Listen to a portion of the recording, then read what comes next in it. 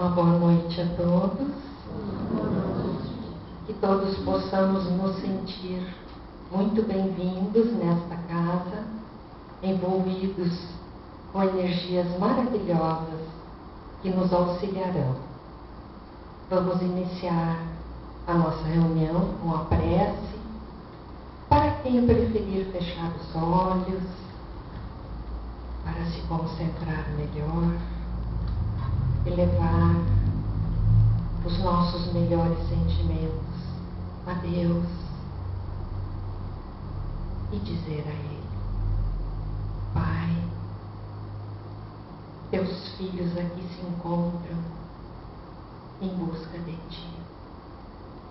Nos envolva, Senhor, com as Tuas magnânimas energias, trazendo a todos nós, na nossa vida lá fora, serenidade, esperança de dias melhores, alegria de viver.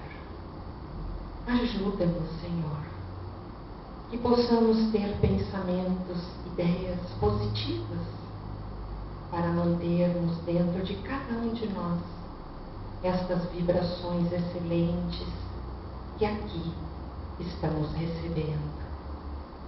Rogamos a Jesus, o Mestre de amor, que coloque nas águas, na mesinha, na entrada, as energias de que todos nós estamos necessitados.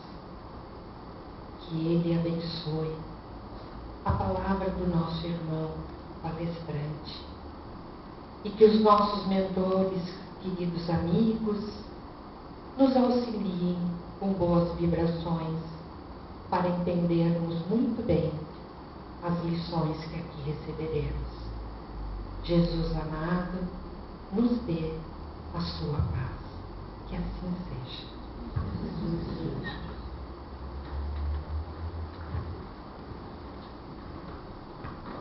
Boa noite a todos. Que a paz de Jesus possa nos envolver. E a noite de hoje é reservada para um tema que todos nós sofremos. Querendo ou não, nós somos envolvidos por esta lei. Newton, quando enunciou a terceira lei, causa e efeito, ou melhor dizendo, ação e reação, ele trabalhou com relação a tudo que é material, a tudo que é matéria, aonde que toda uma ação existe uma reação contrária na mesma intensidade, no sentido contrário. Então, Newton, abordando essa lei, ele nos fala em física, ele nos fala com conhecimento aprofundado das questões materiais.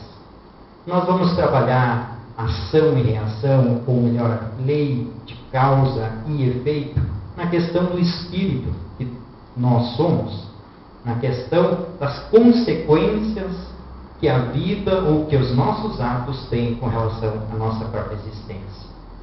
Então, seguindo isso, nas primeiras fases da vida do ser humano, quase nula é a liberdade, que se desenvolve e muda de objeto com o desenvolvimento das faculdades do indivíduo. Quando nós somos primatas, nossa liberdade é bem pequena, como seres. À medida que o conhecimento vai se desenvolvendo, a nossa liberdade aumenta. A liberdade é a condição necessária da alma humana, que não poderia construir o seu destino, caso não a desfrutasse. Ela é necessária, é algo que nos faz parte e que desenvolve em nós a nossa capacidade de decidir, de tomar as rédeas da própria existência. A liberdade e a responsabilidade são correlativas no ser e aumentam com a sua elevação. No princípio, quando o homem buscava mais a questão de subsistência, a questão da alimentação, da sua prole, a sua liberdade e a sua responsabilidade eram uma. Hoje, diante do potencial que nós somos, como espíritos, como filhos de Deus, que desenvolvemos e temos a capacidade de gerenciar grandes processos, desenvolver, fazer com que a tecnologia chegue e atinja todos, nos envolva, nos facilita a vida, os meios de comunicação, os meios de transporte, tudo isso é a liberdade que o ser tem e, com relação a isso, a nossa própria responsabilidade diante do que nós fizemos. Um avião é uma coisa maravilhosa, leva pessoas para cá e para lá, mas pode também, mediante ao seu uso, causar e produzir uma responsabilidade mais difícil, como é a questão das guerras, né? O uso inadequado. Sem responsabilidade, o homem não seria mais do que um autômato, um joguete de forças ambientes. A noção de moralidade é, pois, inseparável da de liberdade. E que, quando nós crescemos em responsabilidade, nós também, essa responsabilidade nos faz a enxergarmos o que nós queremos com essa liberdade que temos, com essa responsabilidade que desenvolvemos pela própria liberdade, mas também o que disso vai produzir, o que eu quero para a minha vida, para a vida do meu semelhante, na minha volta. Então, desenvolve em mim os meus potenciais, as minhas qualidades, que é a questão moral. Então, a minha moralidade, ela vai ser muito importante, porque quanto mais moralidade eu tiver, maior abre-se também, por outro aspecto, a questão da liberdade no ser como um todo. Quando resolvemos fazer ou deixar de fazer alguma coisa, a nossa consciência sempre nos alerta a respeito, aprovando-nos ou censurando-nos. E isso a gente pode às vezes querer negar, querer dizer que não, mas não é. Mas está no fundo de nós. Sempre quando nós formos fazer algo, nós sabemos se é bom ou não. Isso está na questão da consciência nossa. E isso vai se desenvolvendo em nós. E isso também desenvolve a questão do nosso livre-arbítrio, porque é a livre escolha. Nós temos a opção de escolher na vida entre seguir esse caminho ou aquele. E à medida que isso vai sendo aplanado em nossas vidas, maior é a nossa capacidade de tomar boas decisões. Apesar de essa voz íntima nos alertar, sempre usamos o que foi decidido pela nossa vontade, ou o livre-arbítrio. Mesmo que nós compreendemos, buscamos aquele entendimento, o livre-arbítrio nós vamos ter. Nós temos ele. Mesmo diante das circunstâncias, às vezes, que a gente toma um caminho errado. Mas o caminho errado, às vezes, é aquele necessário para a nossa compreensão mais profunda do que nós, como seres, entre compreender o que é certo, o que é errado. E muitas vezes, se pegamos um caminho torto ou um caminho errado, pode ser aquela experiência que eu estava precisando, que eu estava necessitando. O livre-arbítrio pode ser, desse modo, definido como a faculdade que tem o indivíduo de determinar sua própria conduta, ou seja, a possibilidade que ele tem de, entre duas ou mais razões suficientes de querer ou de agir, escolher uma delas e fazer que prevaleça sobre as outras.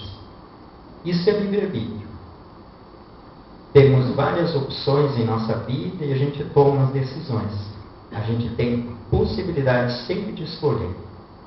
Deus permite, cada um de nós, sã consciência, tomar decisões por aquilo que quer fazer.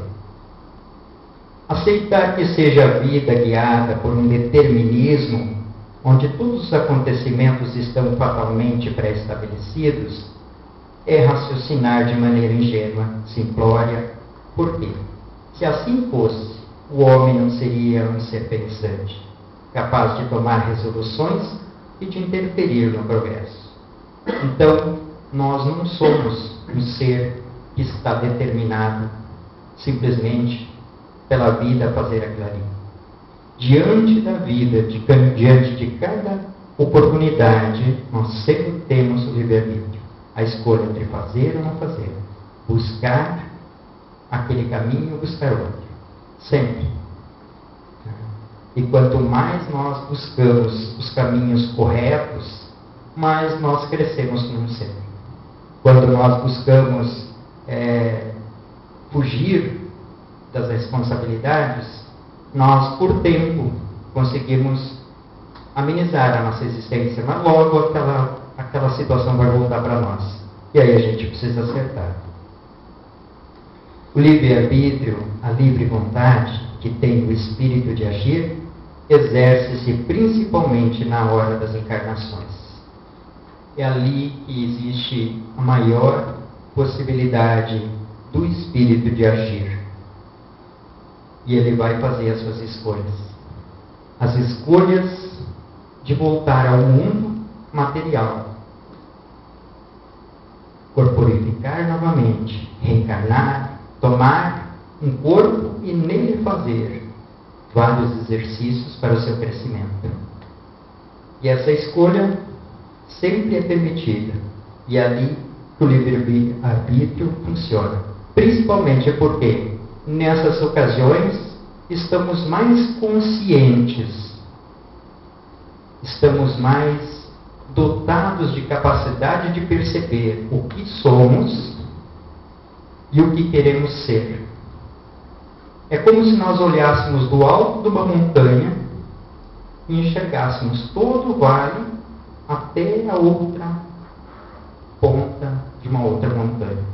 Então nós enxergamos os nossos objetivos e fizemos no nosso traçado, nossa existência, nossa experiência. E aí a gente vai traçar nela, eu vou passar por aquele lugar ali, vou fazer isso, por aquela família, junto daquelas pessoas, eu vou constituir a minha família, vou fazer as minhas escolhas, vou nascer e desenvolver tal profissão, vou trabalhar dentro da casa espírita, na mediunidade, pode ser. É uma escolha, é uma busca.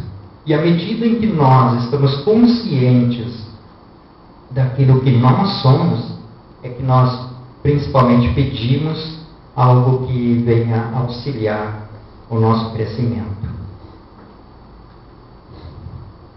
Escolhendo tal família, certo meio social, ele sabe de antemão quais são as provações que o aguardam, mas compreende igualmente a necessidade dessas provações para desenvolver suas qualidades, curar os seus defeitos, despir-se de seus preconceitos e vícios.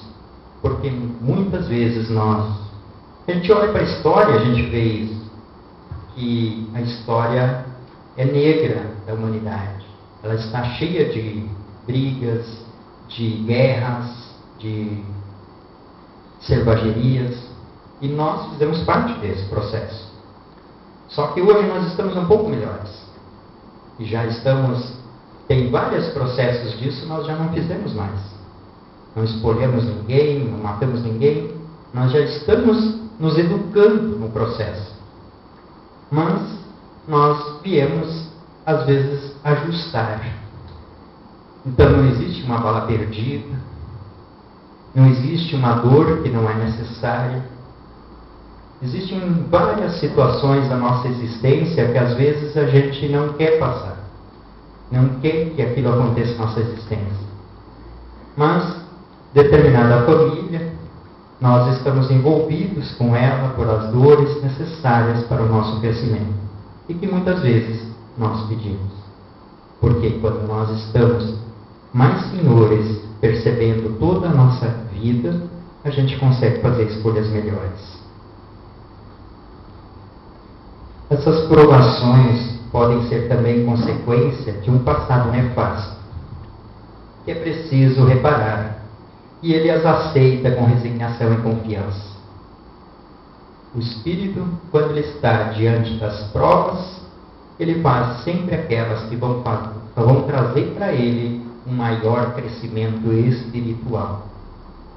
Não importa, como diz um texto do Evangelho, se na caminhada eu perder o meu corpo rasgado pelas vicissitudes da vida, pelas experiências, são aquelas oportunidades e eu vou me experienciar nelas para o meu crescimento e chegar no final da minha vida pouco melhor.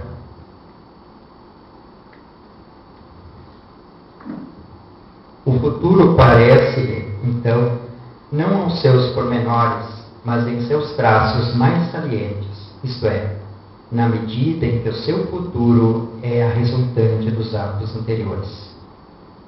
É o livre-arbítrio, é a escolha, e fazendo com que, através dessas situações, dessas vivências, nós conseguimos fazer e levar para a nossa existência experiências que venham trazer um resultado.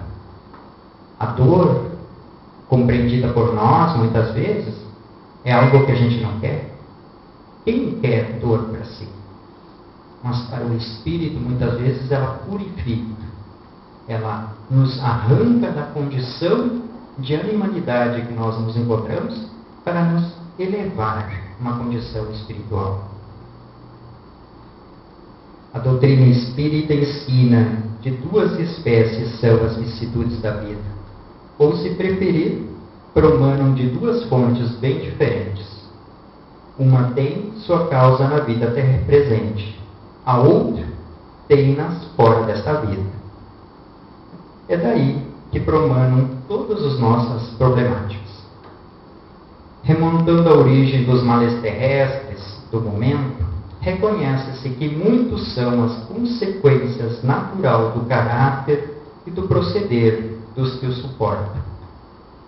Muitas vezes a gente joga as nossas dificuldades e tal, tudo para o passado. Mas não. Muitos são do nosso momento, de como nós procedemos diante de determinadas circunstâncias. Quantos homens caem por sua própria culpa? Quantos são vítimas de sua imprevidência, de seu orgulho e de sua ambição?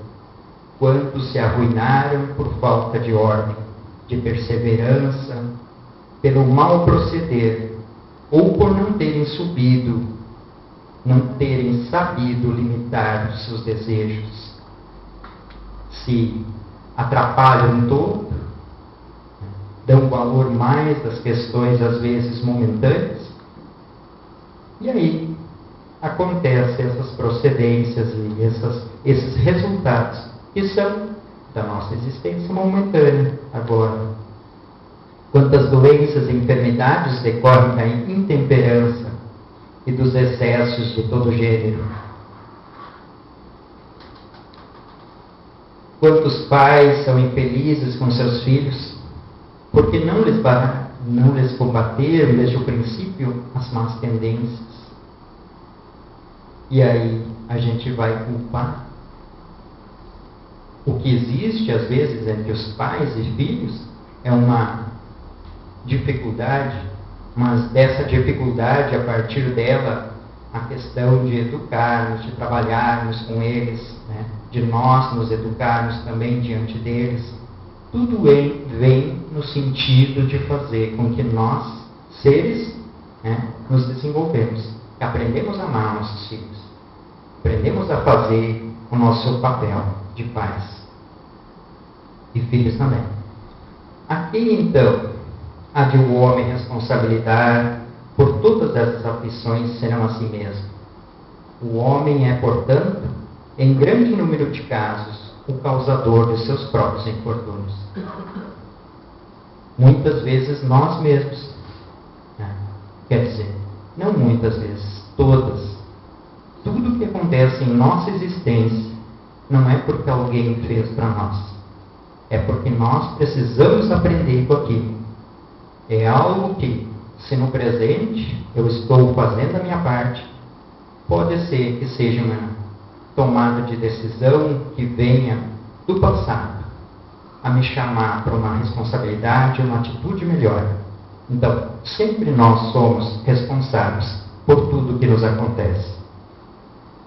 Existe, no entanto, males que se dão sem que ele, ao menos aparentemente, tenha qualquer culpa. Parece que eu não tenho culpa disso, das coisas acontecerem, da miséria na África. Mas o que leva a criaturas nessas condições a passarem por tanta miséria, por tanta dificuldade, por tanta fome que passa? Muitas vezes são experiências coletivas necessárias a serem resgatadas. O nosso país, que passa por uma turbilhão de dificuldades com relação à questão do caráter, da questão de se comportar publicamente com honestidade. O que é isso? É uma prova que o povo brasileiro está experienciando, e é coletiva. Todos nós somos inseridos nesse contexto. Vai adiantar nós nos repudiar, nós queremos brigar por isso? Não. Temos que aprender com essa lição e fazer aquilo que é o melhor. É compreender os ensinamentos que o Cristo quis trazer para nós. Que é, quando tiveres com o teu adversário, enquanto estiver com ele, busque se ajustar, busque se harmonizar, porque vai chegar uma hora que tu não vai conseguir mais se acertar com ele, porque a lei funciona, ação e reação, ou lei de causa e efeito. São dores e vicissitudes cuja origem se encontra em atos praticados, existências pregressas, como, por exemplo, os acidentes que nenhuma previsão pode impedir. E a gente vê tantos aviões caindo, tantos maremotos, tsunamis, tantas situações coletivas envolvendo-nos e fazem parte do processo de amadurecimento, de crescimento nosso espiritual. Os reveses da fortuna que frustram todas as precauções ditadas pela prudência, os flagelos naturais, as enfermidades de nascença, sobretudo, as que tiram a tantas pessoas os meios de ganhar a vida pelo trabalho, e etc., e tantos outros, que às vezes, querendo fazer tudo para ganhar o seu pão, não podem. E são privadas as possibilidades de trabalho.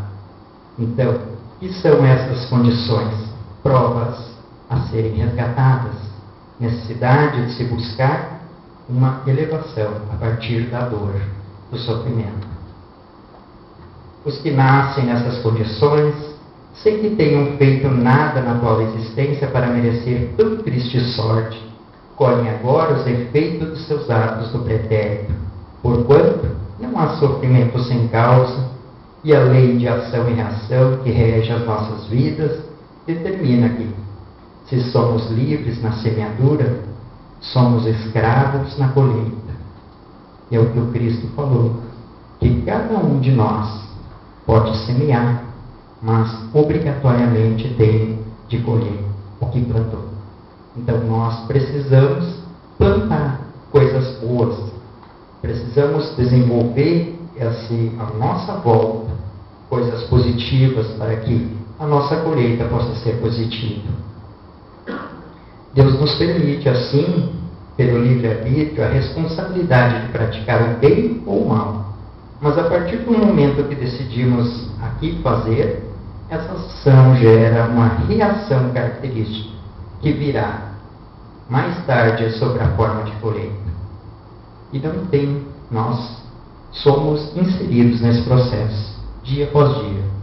Mas, no dia de hoje eu posso fazer e programar o dia de amanhã. Ele pode ser melhor. A cada dia eu posso me melhorar. A cada dia eu posso fazer algo que seja o meu futuro. Explicam-se dessa forma pluralidade das existências e pela destinação da Terra, como mundo expiatório, as anomalias que apresenta a destruição da ventura e da desventura entre os bons e os maus nesse planeta. Todos nós somos inseridos nesse conjunto entre as pessoas. Muitas vezes que a gente acha que é injusto nós estarmos à nossa volta, tanto no Brasil, com tanto problema, questão penitenciária, com tantos crimes, com tantas condições, e nós nos achamos injustos. Mas é necessário nós passarmos por essa experiência para o engrandecimento nosso. Nós temos um relato no livro Céu e Inferno, onde que tem um menino de aproximadamente 8, 10 anos, e ele é denominado Marcelo, a criança do número 4. É um quarto, onde esse menino, ele está dentro desse quarto, e ele é o quarto ocupante daquele quarto ali também.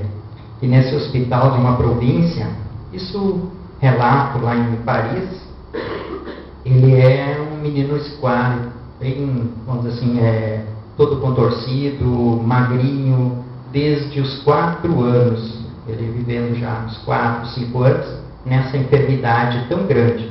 Não saía mais do hospital, permanecia lá. E lá ele estava passando com grande dificuldade, era todo esquelético. Imagina assim o corpo dele, as pernas, os membros inferiores chegaram a encostar em cima da cabeça. Então ele tinha uma grande inabilidade por causa que ele era magrinho demais. Ele sofria por enfermidades enormes. E um dia desses ele pede para o seu médico, ele diz assim, um dia a criança lhe diz, doutor, tem depois a bondade de me dar algumas pílulas, mas as últimas que me ordenastes, como as últimas que me ordenastes. E por que isso, minha criança? Diz o médico. Dai-me as suficientes e temo que uma quantidade maior te faça mal. É que vede, replicou a criança, sofro de tal modo que eu me esforço em me reprimir para não gritar e pedir a Deus conceder-me a força de não alterar os outros doentes que estão ao meu lado. Frequentemente tenho dificuldade de me impedir isso. Essas pílulas me adormecem e durante esse tempo, pelo menos, não perturbo ninguém. Imagine uma criança passando por uma dificuldade enorme.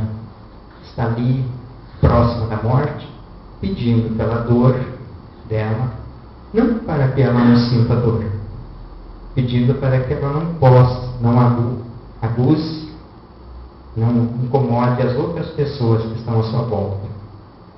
E esse espírito desencarna. E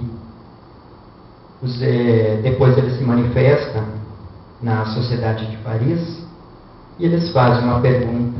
Parece, segundo o que é capaz de dizer, que os vossos sofrimentos não eram a expiação de faltas anteriores? Eles questionam. E eles não eram uma expiação direta, mas estejais seguro de que toda dor tem a sua causa justa. Aquele que conhecestes tão miserável,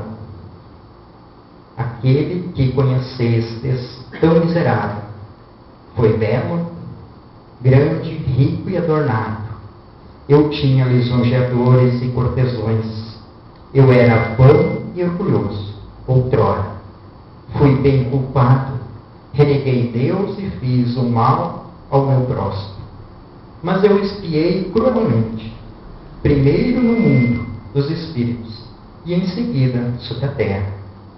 Isso que suportei somente durante alguns anos, nesta última e muito curta existência, supri durante uma vida inteira até a extrema velhice, que se designou confiar, por meu arrependimento. Reiterei em graças diante do Senhor que me designou confiar-lhe várias missões, cuja última voz conhecia. Solicitei-lhe para rematar a minha depuração. Adeus, meus amigos, retornarei algumas vezes entre vós. Minha missão é de consolar e não de instruir.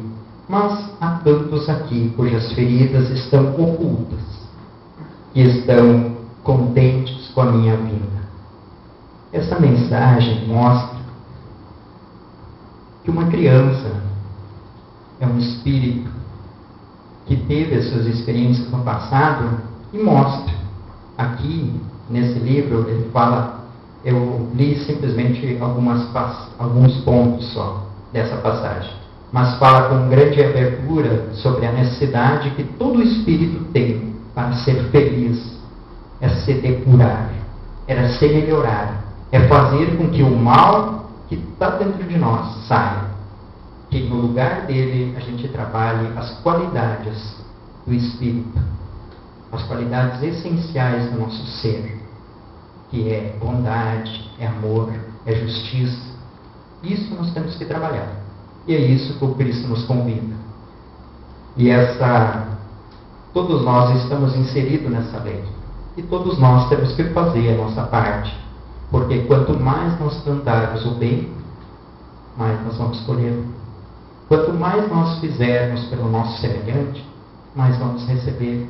E não pensamos que vamos fazer isso só pensando no futuro, mas saibamos que quando se pratica o bem, se sente uma condição de harmonia, de bem-estar, de equilíbrio, e a gente com certeza sempre vai estar na companhia dos espíritos que traçam e projetam a evolução dessa humanidade.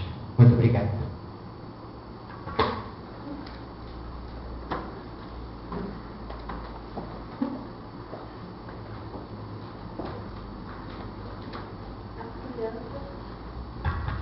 As crianças evangelizadoras podem subir.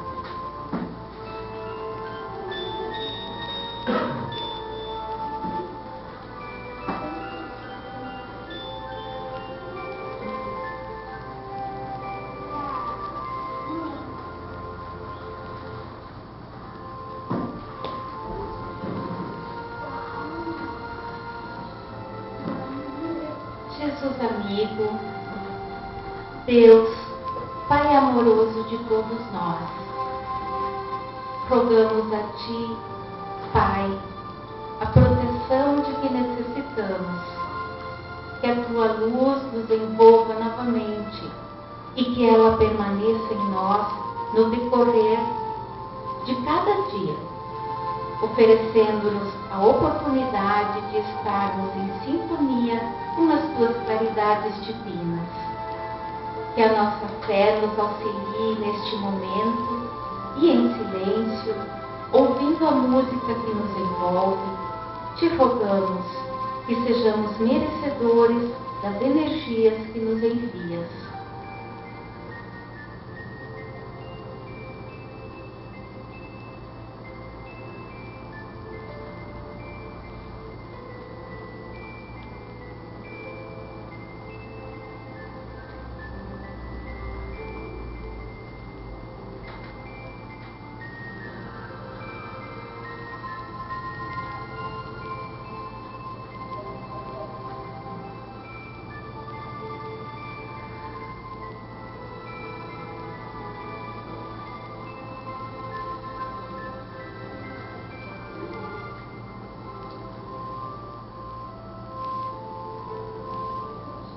Senhor, suplicamos que abençoe a todos que amamos e também que abençoe aqueles que ainda não aprendemos a amar, oferecendo-nos melhores condições de vivermos em paz com os nossos irmãos de jornada. Esteja conosco, Senhor. Uma boa noite a todos. Sigamos em paz e que assim seja.